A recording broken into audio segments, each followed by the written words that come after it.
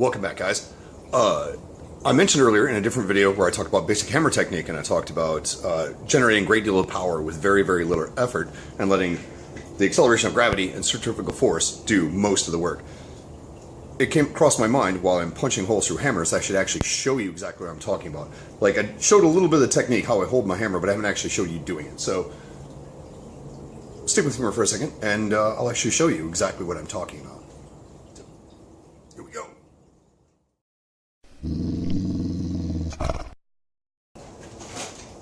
Alright, so I have my hammer blank right here. Hammer blank. That I'm attempting to punch holes all the way through. This is an 1.25 inch, inch and 3/8, 41/40 Somali steel. This takes some getting through. So what I'm going to do is pick my hammer up like this, as I mentioned before. No need to pick my hammer all the way up here. This takes effort. This is super easy. This takes almost no effort whatsoever. This is a 5.5 pound hammer I'm using. Hold it like this, bring my elbow down, acceleration of gravity.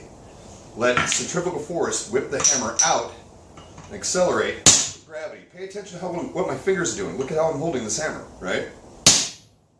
And I'll let rebound bring it right back into the position that I had it previously, right? Little effort, very little effort. If you hear how hard this hammer is hitting. If you were in here, in the shot with me right now, you could feel it through the floor as I get this. And yes, I realize I'm being very bad as I do this. I'm not having my glasses on. Normally I do. I'm crazy, not stupid. So, normally I have my glasses on. I get a little carried away when I'm doing this. If you can see this, if you can hear how hard that's hitting, I'm probably going to send this bill across the room with this one. You can hear how hard that hits, right? Steel on the floor, a little drop forging. Put this back here so it doesn't get too cold. But if you can see, oops, if you can see how deep I'm going in this so far, right? The idea is economy of motion. A lot of work, a lot of physical force delivered to the workpiece with very little effort on my part, right?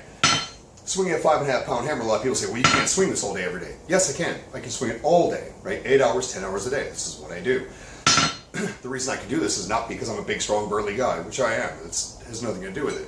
It's efficiency, right? This takes a lot of effort. This is the hardest way you can possibly pick up an object. This is a weight on the end of a lever if you do this, right? It's only going to take a few strokes before you wear yourself completely out. Pull it into your body, just like picking up a sledgehammer. This is very easy. Any child can do it. Bring it into your body, roll your elbow up. I can even let this rest here in between blows. I can start on this side, let rebound, bring my hammer back up here, rest, come around to the other side if I need to, hit it, let it come back up, right? But with this motion, I'm not yanking down on my hammer. All I'm simply doing is dropping my elbow, right?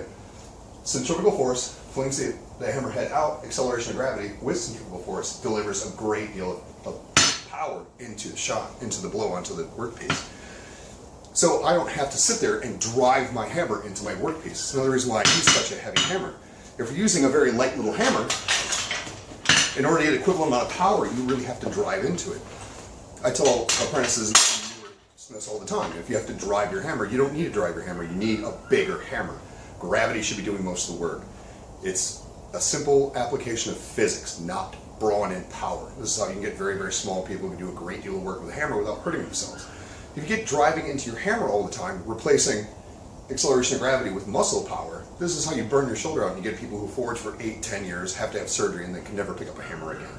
So I just wanted to actually give you a good idea of what this looked like and what this sounded like as I'm actually hitting the piece. So thanks for sticking with me. If you have any questions, by all means, please ask. You know, I'd be more than happy to go into the subject in depth if you really want me to. So thanks, guys, and have a great day.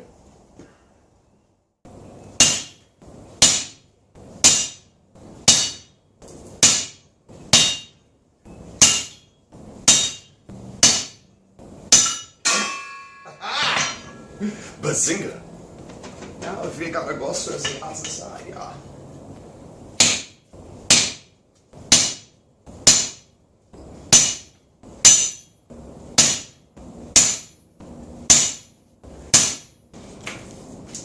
How did the gay wizard leave the tavern? He disappeared with a poof.